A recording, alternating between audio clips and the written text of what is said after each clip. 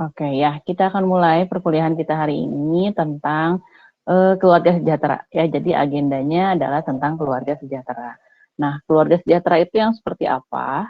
Eh, Tambahannya di pertemuan kita kali ini, kita akan menambah juga pembahasan tentang keluarga sehatnya juga. Jadi tidak hanya membahas keluarga sejahtera, kita pun akan membahas tentang keluarga sehatnya. Ya, nah apa saja indikatornya? Ini yang akan kita pelajari hari ini. Ya, keluarga sejahtera indikatornya apa, keluarga sehat pun indikatornya apa. Ini yang akan kita bahas di pertemuan kita hari ini. Ya, nah untuk keluarga sejahtera itu sendiri sebenarnya nggak jauh beda kalau kita bilang sama keluarga sehat gitu ya. Bedanya di indikatornya sama nanti di pengelompokannya saja. Ya, dua-duanya fokusnya pada kesehatan iya, tapi untuk keluarga sejahtera ini dia ada juga fokus tambahannya untuk yang kebutuhan psikososial yang kita bahas lebih lanjut ya.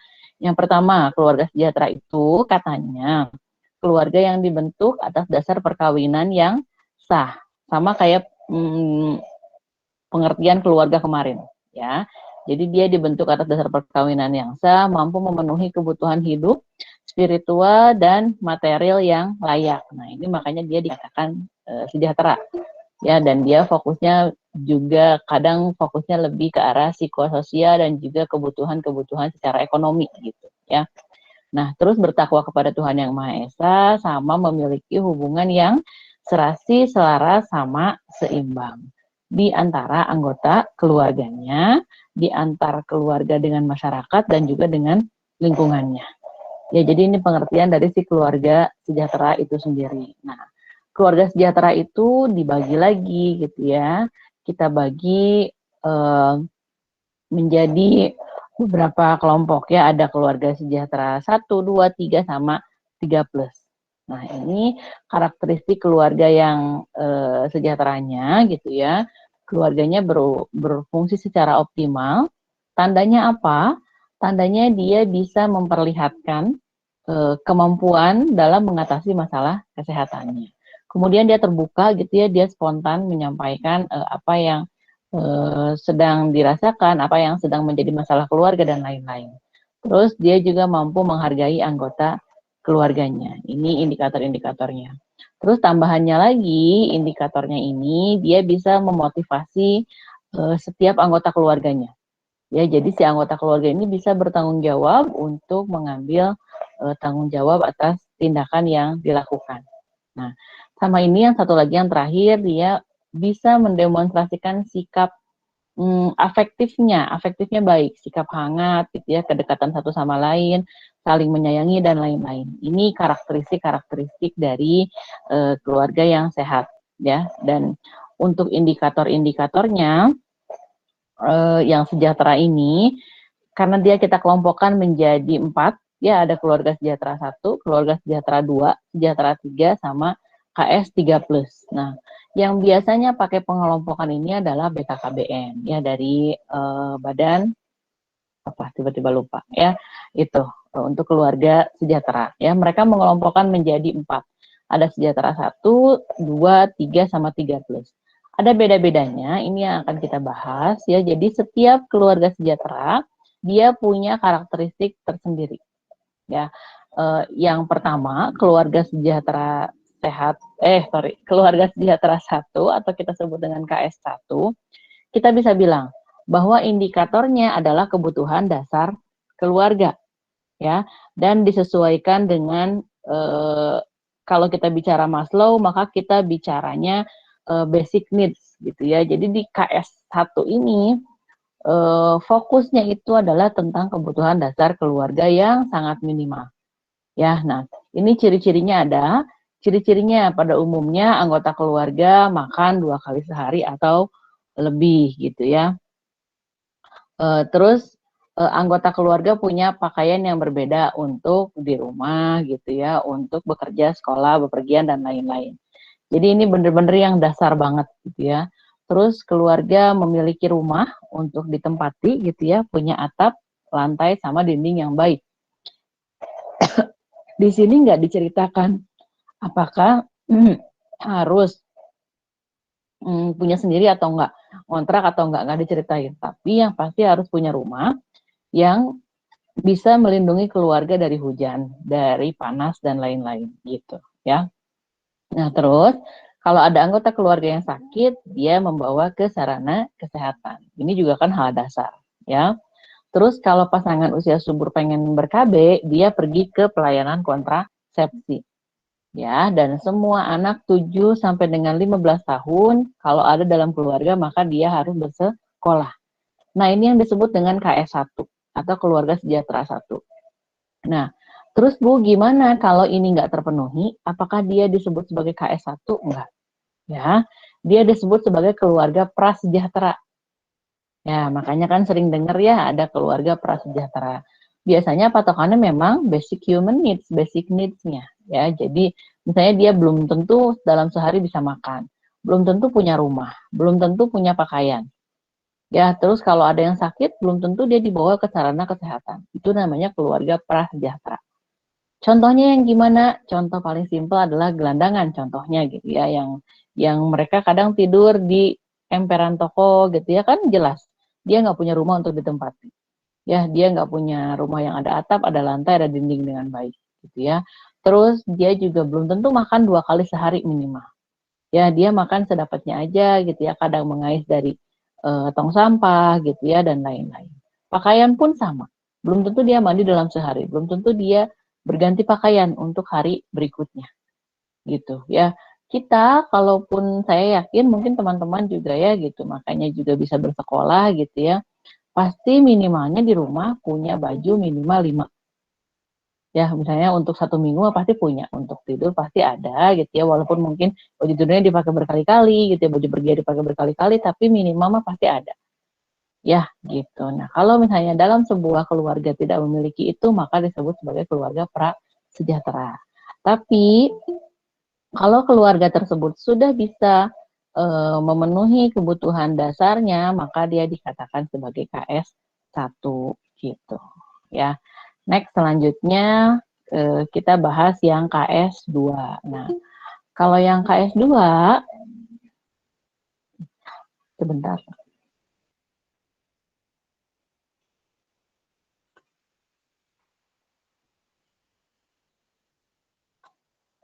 Ya. Kalau yang KS2 kita bicara selain terpenuhi kebutuhan dasar yang tadi gitu ya, yang fisik-fisik gitu ya, tempat tinggal, makan gitu ya, pakaian, sandang, pangan, papan. Yang KS2 kita bicara tentang kebutuhan psikologisnya.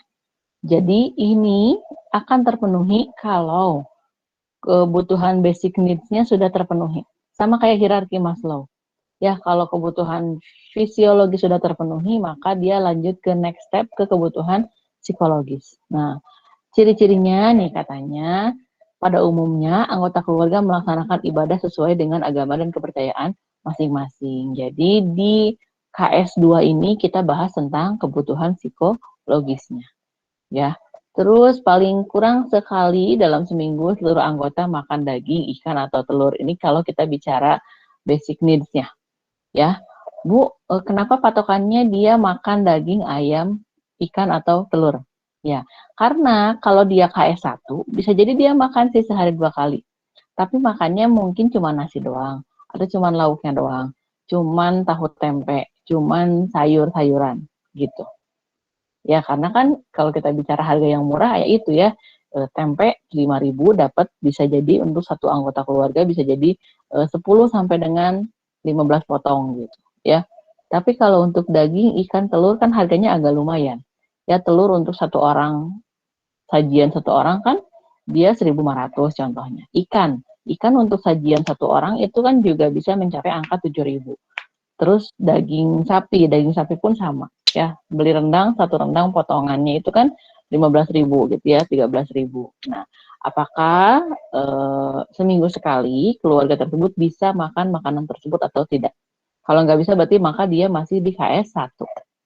Tapi kalau udah bisa berarti dia sudah naik ke KS2. Ya. Nah, terus seluruh anggota keluarga memperoleh paling kurang 1 setel pakaian baru dalam 1 tahun. Nah, setahun sekali misalnya pas lebaran beli baju, itu berarti udah masuk KS2.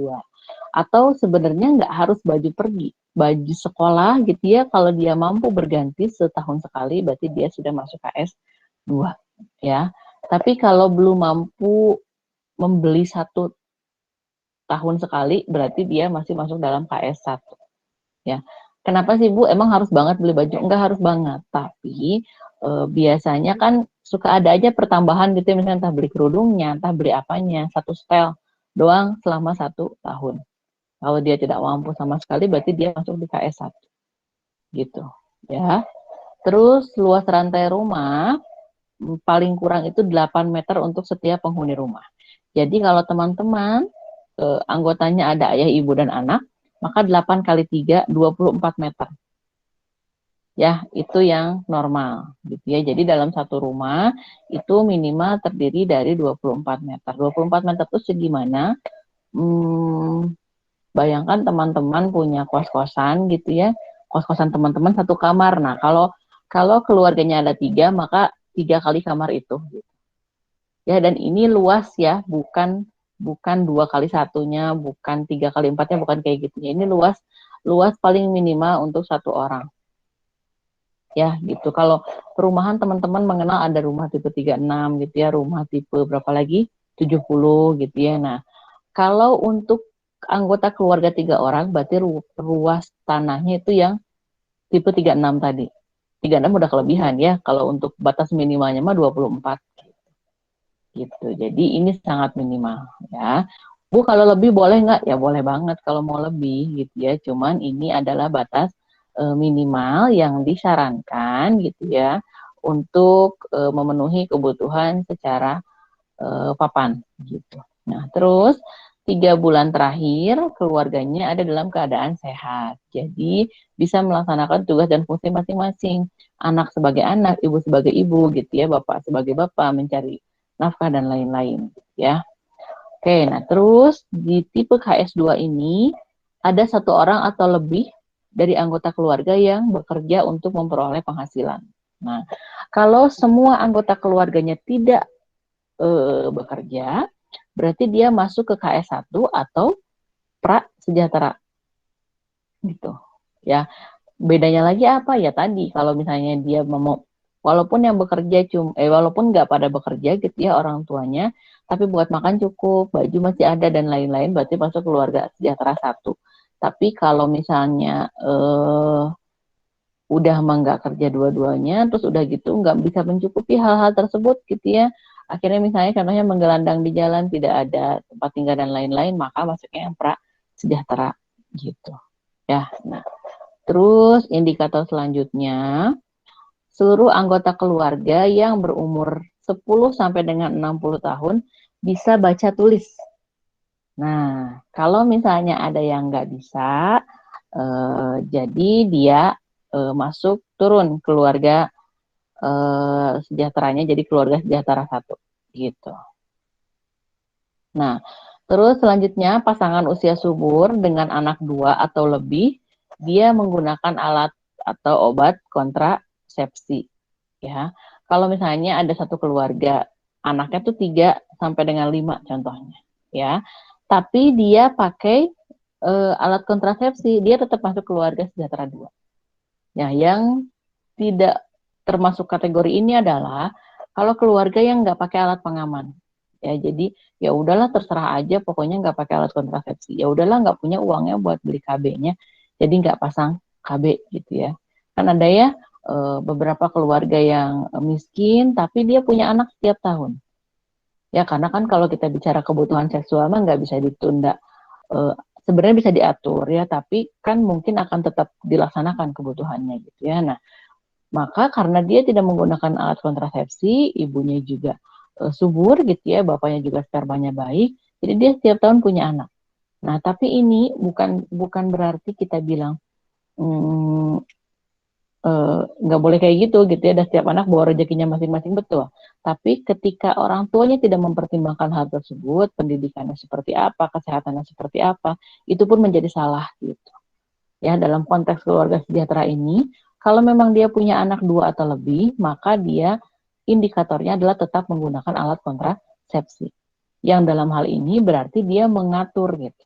Oke, dia punya anak 5, tapi dia atur nggak setiap tahun satu banget. Ya, dia punya anak 5, tapi dia mengatur secara ekonominya, secara pendidikannya gitu, dan lain-lain gitu. Ya, itu yang dua. Ingat, yang pertama basic needs, yang kedua psychological needs. Ya, gitu. Patokannya itu. Nah, terus kalau yang ketiga, dia lebih ke pengembangan. Jadi, developmental needs.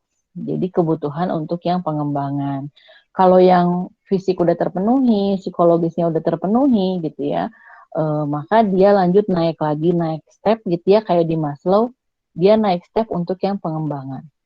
Ya, pengembangannya seperti apa? Nah, kita baca. Ya. Nah, pengembangan yang pertama, keluarga berupaya meningkatkan pengetahuan agama. Jadi tadi sholatnya udah rajin gitu ya, terus udah melaksanakan saum di bulan Ramadan. Lalu dia meningkatkan pengetahuan agamanya untuk misalnya saum Senin Kamis, terus untuk ngaji gitu ya, datang ke tempat ibadah dan lain-lain. Itu berarti dia sudah masuk ke dalam kebutuhan pengembangan. Ya. Nah, terus sebagian penghasilan keluarga ditabung dalam bentuk uang atau barang. Ya, ini patokan untuk kebutuhan untuk KS yang 3.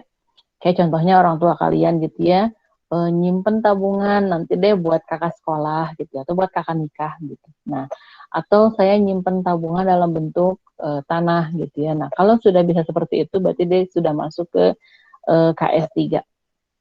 Ya, oke. Terus yang selanjutnya, kebiasaan keluarga makan, eh, seminggu sekali itu pasti ada ngumpul buat makan gitu ya. Dan biasanya sambil makan sambil ngobrol. Ya, ada keluarga yang tiap hari iya bagus ya, setiap pagi atau setiap malam gitu ya. Nah, ini minimalnya banget seminggu sekali. Ya, karena kadang-kadang ada gitu ya yang keluarganya broken home atau dia tidak membiasakan ngariung gitu ya dalam keluarganya, bisa jadi seminggu sekali pun belum tentu makan bareng-bareng. Ya, dalam satu meja makan makan bareng gitu. Itu belum tentu kayak gitu. Tidak harus mewah, tapi ngumpul aja pas dia makan, pas makan bareng gitu ya. Mamahnya masak gitu, nyiapin makanan, ayo tuh makan bareng, makan semuanya bareng, terus ngobrol gitu. Itu ya. Nah, terus itu patokan yang selanjutnya.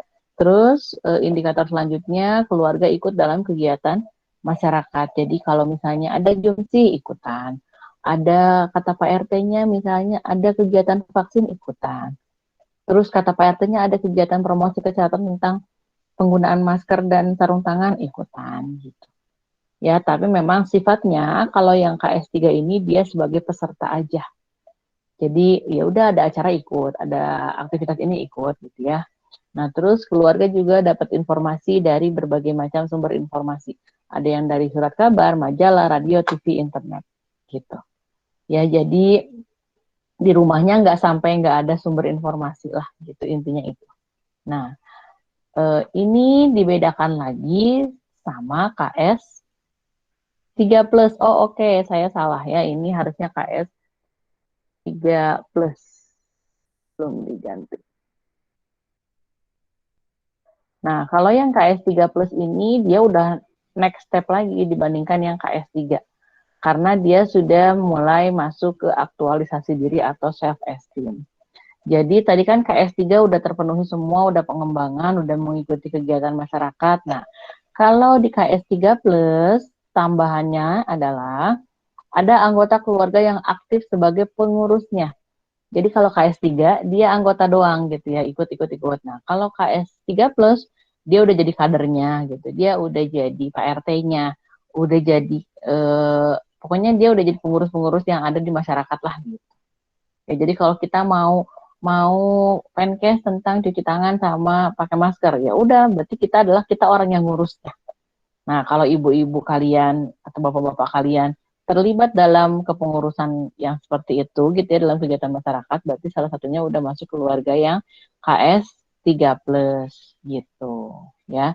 Nah, terus katanya juga indikatornya lagi adalah keluarga secara teratur suka rela memberikan sumbangan material untuk kegiatan sosial. Contohnya gitu ya, ada kejadian banjir gitu ya. Jadi keluarganya udah refleks aja, oh kalau kayak gitu membantu A, membantu B, C, D, dan lain-lain.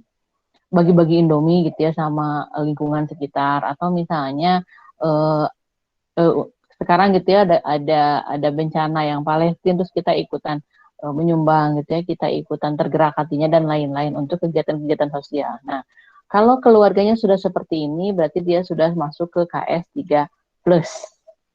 Ya, jadi patokannya KS1 dia basic needs, KS2 dia psychological needs, KS3 dia sudah pengembangan. Nah, KS3 plus dia sudah lebih aktualisasi dirinya udah semakin meningkat.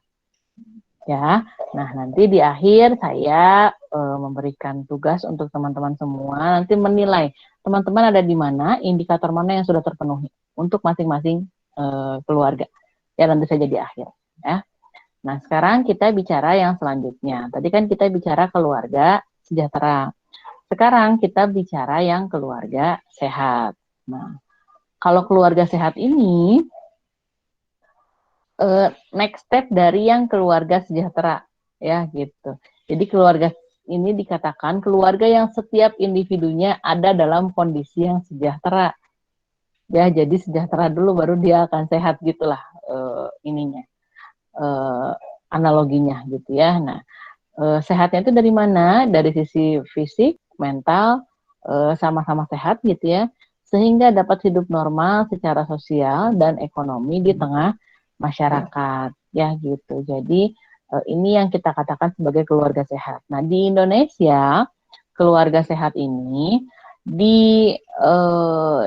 dicanangkan dalam bentuk program Indonesia Sehat dengan pendekatan keluarga. Jadi indikator keluarga sehatnya pun ada dalam program ini.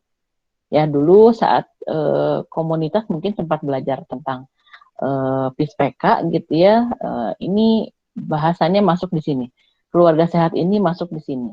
Ya, nah, kenapa butuh pendekatan keluarga? Nah, udah saya jelaskan kemarin ya, karena dengan kita melakukan pendekatan ke keluarga bisa menjadi sarana case finding yang awal gitu ya. Terus untuk promcase juga bisa lebih komprehensif kalau di keluarga. Nah, ini juga sama.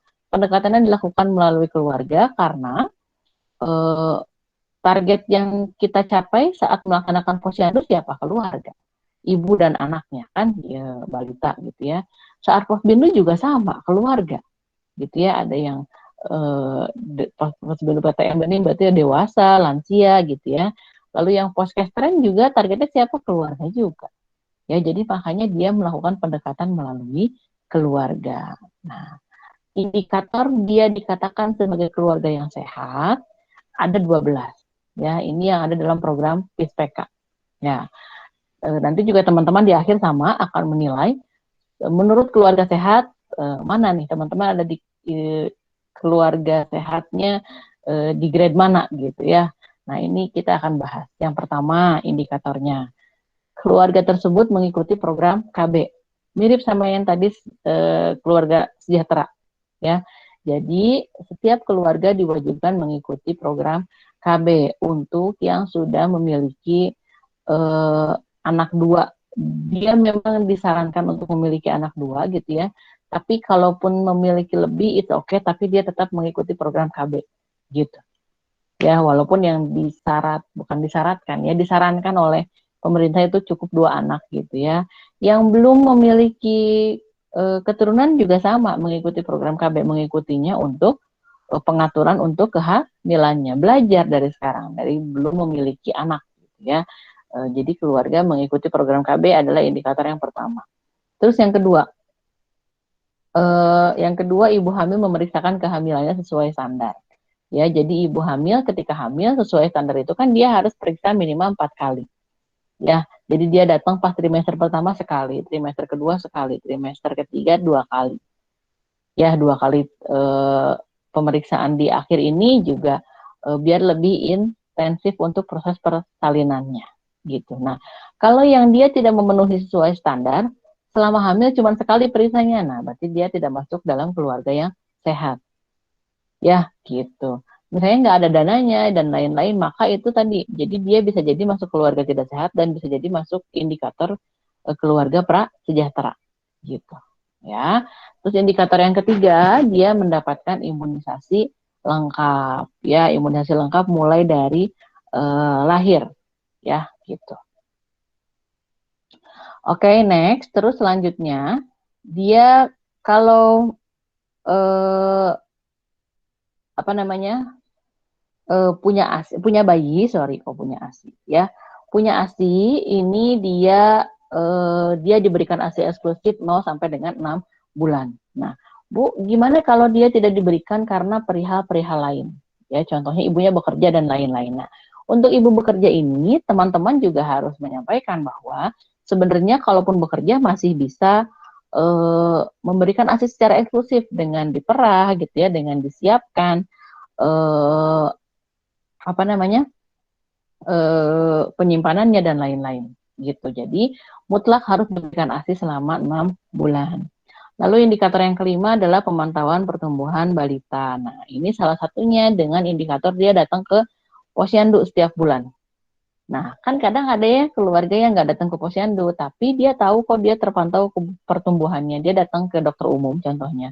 Atau dia punya catatan anaknya misalnya tiap bulan pertumbuhannya, timbangannya sekian, sekian, sekian gitu ya. Terus misalnya lagi eh, dia tidak datang ke posyandu karena mungkin juga tidak memungkinkan gitu ya, dia bekerja dan lain-lain, tapi tetap orang tuanya ternyata tahu, oh oke, anak saya 9 bulan dia sudah mulai belajar berjalan, dia sudah mulai melihat, mengenal warna, mengetahui menunjuk warna, contohnya seperti itu ya, dan merespon pada rangsang suara dan lain-lain. Nah, ini tetap masuk dalam pemantauan pertumbuhan balita.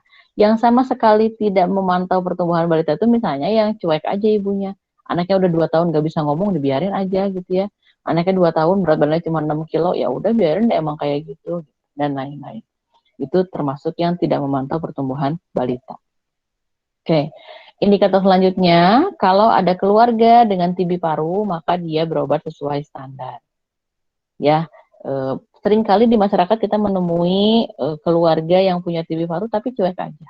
Ah, ya udah biarin aja si bapak mah flek, alergi, dah gitu. Ya, padahal dia punya TB paru. Oke. Terus penderita hipertensi yang berobat teratur. Nah, indikator selanjutnya ini. Nah, seringkali di masyarakat udah tahu punya tensi tinggi, tapi nggak pernah minum obat, nggak pernah datang ke pelayanan kesehatan. Ya, terus penderita gangguan jiwa berat diobati. Nah, bukan dipasung. Contohnya seringkali di masyarakat kita sering memasung penderita gangguan jiwa, gitu ya. Harusnya itu diobati, ya. Terus tidak ada anggota keluarga yang merokok. Nah, seringkali jatuhnya di sini. Jadi eh, apa namanya? Anggota keluarganya bapaknya ngerokok, jadi itu sehat ya, dan memang nggak sehat, nggak boleh ada yang merokok dalam keluarga ya. Kalaupun merokok dia harus di luar gitu ya, kalaupun merokok ya udah tutupan gitu ya, kepalanya pakai keresek, diminum sendiri, dihirup sendiri gitu ya, untuk asap rokoknya dan lain-lain ya. Jadi indikator keluarga sehat salah satunya adalah tidak ada anggota keluarga yang merokok. Nah, terus keluarga juga harus sudah menjadi anggota JKN. JKN ini BPJS gitu ya. Nah, jadi setiap anggota keluarga di Indonesia memang harus terdaftar dalam keanggotaan JKN. Ya, baik yang berbayar, yang mandiri, ataupun yang menjadi tanggungan pemerintah. Gitu. Ya. Nah, terus indikator selanjutnya keluarga mempunyai sarana air bersih. Ya, jadi harus punya air sendiri, jamban sendiri. Ya, gitu. Terus keluarga ini ya menggunakan jamban keluarga, jadi harus punya jamban sendiri. Boleh nggak Bu, kalau jambannya itu posisinya di luar dari rumah? Kan ada yang kayak gitu ya, rumahnya di tengah gitu ya, terus ada jambannya di belakang. Boleh, boleh. Selama dia jambannya punya sendiri. Jadi bukan jamban umum. Kalau jamban umum tuh misalnya ada beberapa rumah tangga pakai jambannya satu gitu ya, di bibir sawah gitu ya, satu itu dipakai sekian keluarga. Nah, itu berarti dia tidak termasuk dalam indikator keluarga sehat. Karena setiap keluarga harus punya minimal satu jamban keluarga. Gitu, ya. Itu 12 indikator keluarga sehat. Kalau dia tidak memenuhi, berarti nanti ada indikator persentasenya, berapa persen yang tidak belum menjadi keluarga sehat, gitu. Ya, nah, ini prosesnya untuk pengambilan data PISPK gitu ya. Ini proses pengumpulan datanya, dikumpulkan data anak laki-laki, ibu, ayah, keluarga gitu ya, balita dan lain-lain sampai dia menjadi sebuah profil kesehatan keluarga. Ya, nanti ada hasil profilnya gitu ya, secara detail bagaimana gitu. Ibu gimana, ayah gimana, anak gimana, dan lain-lain, apakah memenuhi indikator keluarga sehat atau tidak. Nah, ini contoh rekapitulasi yang tingkat desa. Ini indikatornya ada 12 gitu ya. Nah, diindikatorkan satu persatu. Ya, mana nih yang indikatornya masih rendah, mana yang tinggi gitu ya. Nih, tidak ada anggota keluarga yang merokok tuh, cuma 17%. Jadi sekitar berapa? 83%-nya pada ada anggota keluarga yang merokok. Nah, ini masih jadi PR banget di Indonesia ya. Terus penderita hipertensi berobat teratur. Nah, kadang-kadang orang hipertensi itu pada nggak berobat karena nih indikatornya baru 14,8% terpenuhi gitu. Nah, yang udah besar terpenuhinya contohnya yang jamban ya, alhamdulillah 75% sudah punya jamban sehat gitu ya. Terus yang tinggi lagi apa? Oh, ibu hamil periksa sesuai dengan standar ANC dan lain-lain. Nah, nanti setiap desa akan punya rekapitulasi seperti ini. Dikumpulkannya dari mana? Dari setiap anggota keluarga gitu. Nah, dari setiap anggota keluarga dinilainya dari mana? Ya dari indikator yang 12 tadi. Ini indikator 12 tadi. Ya, ikut KB, dia periksa kehamilan sesuai dengan standar 4 kali, dia imunisasi anak-anaknya, ASI eksklusif 0 sampai dengan 6 bulan gitu ya. Terus timbang setiap bulan gitu ya. Terus ada penyakit TB dan lain-lain. Kalau ada penyakit TB dia berobat dan lain-lain. Sampai dengan 12 indikator. Ya, ini indikator keluarga sehat gitu. Tadi beda lagi sama indikator keluarga sejahtera. Ya, itu mungkin untuk pembahasan kita yang pertama terkait dengan keluarga sehat dan keluarga sejahtera. Ya, oke, saya stop sharing terlebih dahulu.